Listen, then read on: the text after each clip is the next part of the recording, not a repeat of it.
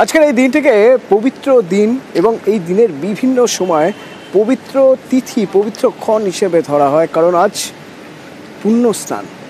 তো মকর সংক্রান্তির এই পুণ্য স্নানে সবচেয়ে বেশি ভিড় কুম্ভে, প্রয়াগরাজ, কারণ এবার মহাকুম্ভ। 144 বছর পর এই যোগ আসে, শাহী স্নান।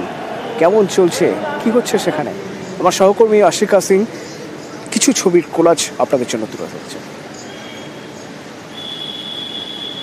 গঙ্গার এক ধারে চলছে গঙ্গাসাগর মেলা, সেরকমই মহাকুম্ভ প্রয়াগরাজে। আর এখানে কোটি কোটি লোক রোজ স্নান করছে গঙ্গা যমুনা ত্রিবেণীতে, ওখানে স্নান করে।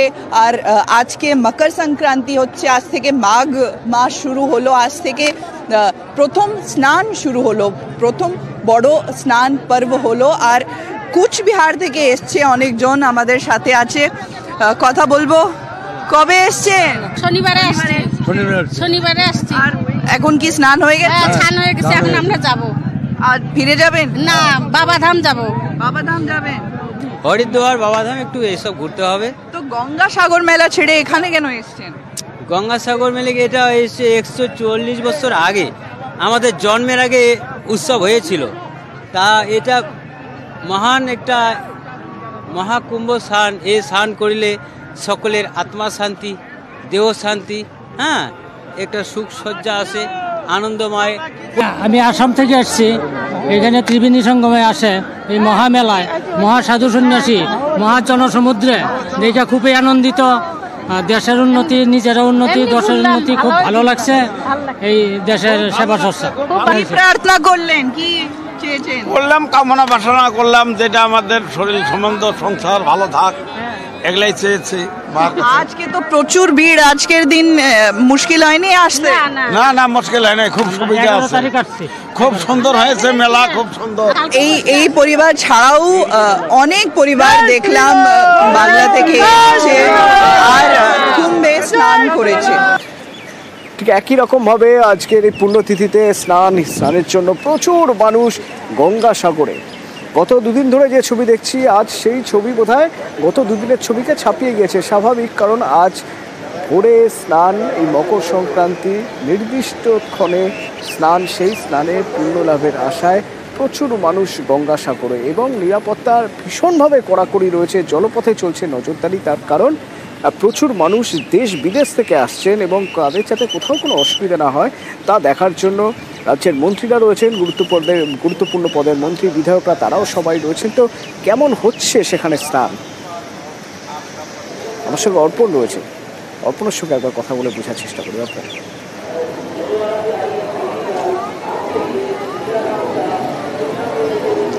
একদমই দেখো, সকাল থেকে আমরা পুণ্য স্নানের ছবি দেখিয়েছি অতনু। এখন আমরা রয়েছি কপিলমুনি আশ্রম, যেখান থেকে পুজো দেওয়ার পর, যেখানে পুজো দিতে আসছেন, পুণ্য স্নান সারার পর পুজো দিতে আসছেন।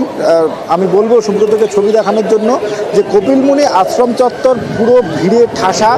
এখনো পর্যন্ত কয়েক লক্ষ মানুষ তারা এখানে এসছেন তাদের মনস্কামনা পূরণের জন্য। তারা যেমন সাগরে স্নান করেছেন, তারপরে সেখান থেকে এসে সরাসরি কপিলমুনির আশ্রমে কপিলমুনিকে দর্শন, তার সঙ্গে অবশ্যই পূজা দেওয়া। সেই পূজা দেওয়ার কাজ যেমন শেষ হয়েছে, শেষ করে তারা বেরোচ্ছেন।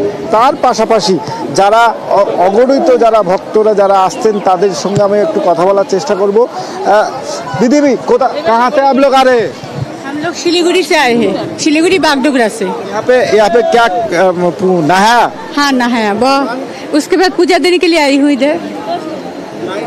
हाँ, लाइन है। लाइन के तो पूछिए मत, मेरा तो एकदम ये हो गया और नहीं आएंगे ऐसा लग रहा है मेरे को। सही, इतना मुसीबत हो रहा है, क्या बोलूं। कोई सिस्टम नहीं है, कोई धक्का लगा के आगे चल रहा है, तो सिस्टम भाई चलो ना। ভক্তরা তো এসছে, কিন্তু ওই যে দর্শন করা, পূর্ণ করা আর কি। হ্যাঁ, স্নান হয়েছে, সকালে স্নান হয়েছে। যারাই এখানে এসছে প্রত্যেকেই তাদের নিজস্ব মনস্কামনা নিয়ে তারা এসছেন এবং তারা তাদের মতো করে পূজা দিয়েছেন। তারপরে তারা এই মন্দিরে প্রবেশ করছেন। कहाँ से आए आप? यूपी से। बिहार। दर्शन करने।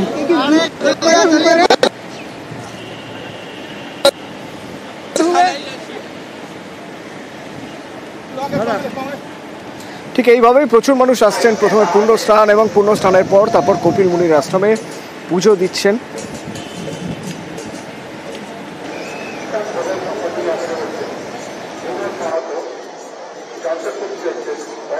भगवान कपिल मुनि के हम लोग चरणों में बैठे हैं। माँ गंगा की गोद में इस समय है। मकर राशि में भगवान सूर्य प्रवेश कर रहे हैं। इस पुण्य काल में जो भी व्यक्ति स्नान करेगा वो पुण्य का भागी होगा। और जितने भी श्रद्धालु, जितने पिलग्रिम्स आ रहे हैं यहाँ या प्रयागराज में, संपूर्ण सनातन धर्म से संबंधित रिलेटेड जितने लोग भी इस गंगा जी में स्नान करेंगे वो पुण्य के भागी होंगे, धन दान से संपन्न होंगे। कुंभ में नहाना, गंगा सागर में नहाना बात एक ही है। गंगा वहाँ भी, गंगा यहाँ, गंगा कण कण में उसका वास है और उसमें जो स्नान करेगा वह हर चीज से संपन्न होगा। এই মকর সংক্রান্তিতে এই ঐতিহ্যবাহী জয়দেবের মেলা, কেন্দুলিশ যে মেলায়, সেখানেও দেশ বিদেশের প্রচুর মানুষ আসেন এবং এই মুহূর্তের সাক্ষী থাকতে আসেন। মকর সংক্রান্তির সময় মহা ধুমধাম সেখানে। আমার সঙ্গে রয়েছেন সরাসরি সেখান থেকে ইন্দ্রজিৎ রয়েছেন। ইন্দ্রজিৎ, এই মেলা অন্য জায়গায় মকর সংক্রান্তির মেলার সঙ্গে এই মেলার সবচেয়ে বড় তফাৎ বা মূল তফাৎ বোধহয় এই মেলা হয় গানে গানে, তাই তো?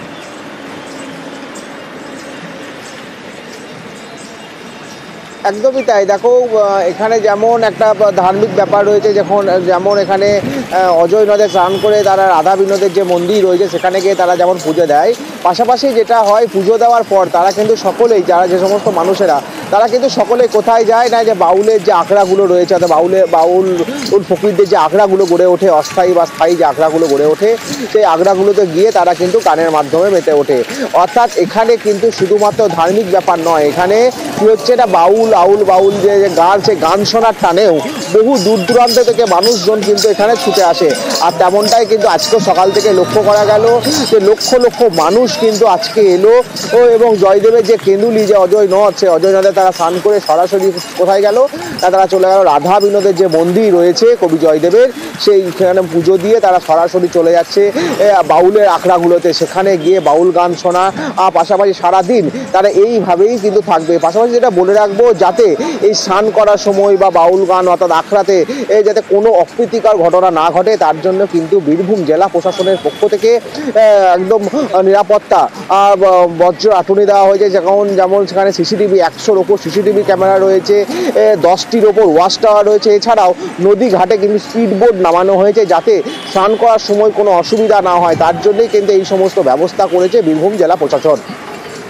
অতনু, ধন্যবাদ। জয়দেবের মেলায় আমাদের এই যে মনের মানুষ আখড়ায় মোটামুটি বিভিন্ন দেশ থেকে মানুষজন এসেছে।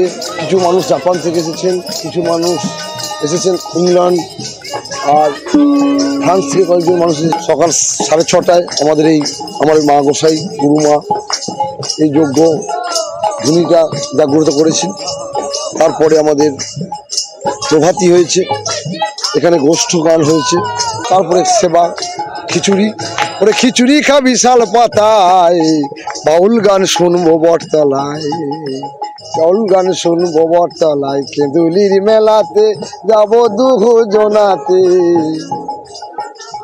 খিচুড়ি খাবো শাল পাতায়, বাউল গান শুনবো বটতলায়, বাউল গান শুনবো বটতলায়, বাউল গান শুনবো বটতলায়।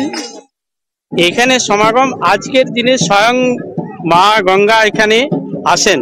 এই মকর সংক্রান্তির দিনে যিনি স্নান করেন তার পুণ্য লাভ হয় এবং সমস্ত পাপ অপরাধ দূরীভূত হয়, তার জন্য এখানে আসে অনেক পুণ্যের জন্য। গঙ্গা স্নান করব, পুণ্যত্ব লাভ হবে। কুম্ভ মেলা যেতে পারি নাই, কুম্ভ মেলা গেলে যা ফল পাবো, আর জয়দেব পদ্মাবতীর এখানে এসে আমরা সেই পুণ্য ফল লাভ করব। সেই জন্য আমাদের আশা। গঙ্গা স্নান করলাম, দেহ মন পবিত্র হলো, আমরা মানব দেহকে ধন্য করলাম। স্নান টান করার পরে আমরা মন্দিরে পূজা দেবো এবং মন্দিরে পূজা দেওয়ার পর আমরা প্রসাদ পাবো। অনেক ভক্তবিন্দু দূর দূর দেশ থেকে আসেন, তারা আনন্দ করেন, কীর্তন করেন, তীর্থধাম পরিদর্শন করেন। এখনো পর্যন্ত কোটি লোকের উপর হবে। এ মৌসুম